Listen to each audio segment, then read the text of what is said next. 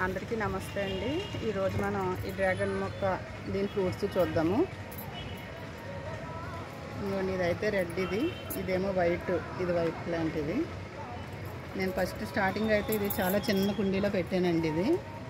ఇప్పుడు ఇది ఫుల్గా మనకు మారుద్దామంటే కూడా అవ్వదు. దీని రబ్బులు అవి ఇలా వచ్చి ఇలా పైకి వచ్చినాయి. ఇదేమో వైట్ది కూడా చిన్న రబ్బు పెడితే చాలా స్పీడ్గా ఎదిగింది. ఇది స్పీడ్గా దీనికి ఏమో ఇలాగా ఐరన్తో ఇలా స్టాండ్లా చేయించామండి. ఇలా ఇది నేను ఈ సంవత్సరం ఆ రబ్బులన్నీ కట్ చేసి అది కుండీ మారుద్దామంటే అవ్వదని చెప్పేసి అదంతా చిన్న కుండీలో ఉన్న రబ్బలు కట్ చేసి ఇలా చిన్న చిన్న కాయి కవర్లో పెట్టాను. ఇది ఈ సంవత్సరం ఏమో ఇంకా పెద్దవి అవ్వాలి. నెక్స్ట్ ఇయర్కి అయితే కాస్తాయేమో. ఇందులో కొన్ని సంవత్సరం కాసినాయి.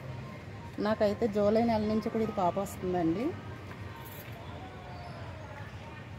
ఈ సంవత్సరం అయితే ఇది 4వ కాపు.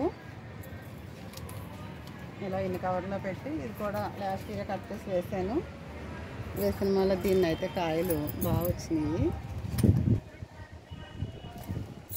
కట్ చేద్దామండి. కట్ చేద్దాము.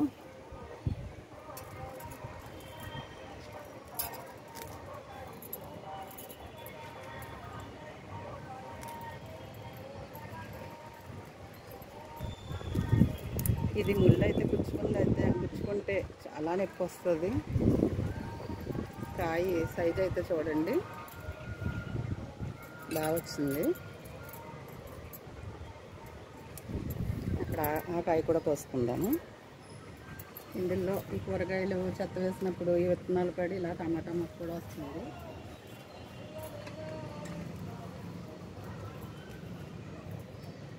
ఇదేమో వైట్ అండి. ఇది వైట్ డ్రాగను. మనకి వైట్ని రెడ్ కూడా మనకి తేడా అయితే తెలుస్తుంది. ఇక్కడే చూడండి. ఇదేమో వైట్. ఇది ముళ్ళు కొంచెం మెత్తగా ఉంటాయి, అంత అలా గుచ్చుకోకూడదు. ఇదేమో రెడ్. మళ్ళీ పక్కనే రెడ్ ఉంది చూసారు. ఇది ముళ్ళు కూడా కొంచెం ఎక్కువ ఉంటుంది. ఇది గుచ్చుకుందంటే చాలా నొప్పి అనిపిస్తుంది.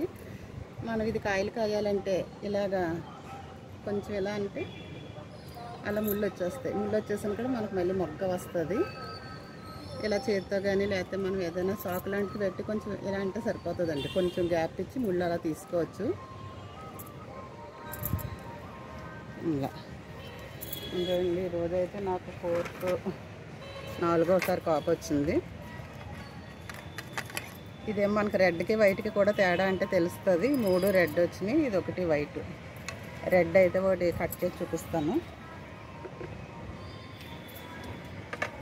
చూద్దాము. రెడ్ కట్ చేస్తాను.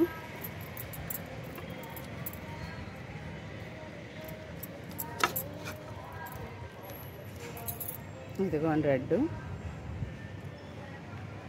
మనం 2 మొక్కలు పెంచితే రెండిట్లకి మనకి అది పూత వచ్చినప్పుడు కూడా ఆ మొగ్గే మనకి తేడా తెలుస్తుంది. ఆ మొగ్గ ఉన్నప్పుడు అది వైటా రెడ్డా అని కూడా మనం చెప్పచ్చు. అలా మొక్క చూసినా సరే మనం వైటా రెడ్డా అని చెప్పచ్చు. థ్యాంక్ యూ అండి. సర్వేజను సుఖనో భవంతు. Thank you.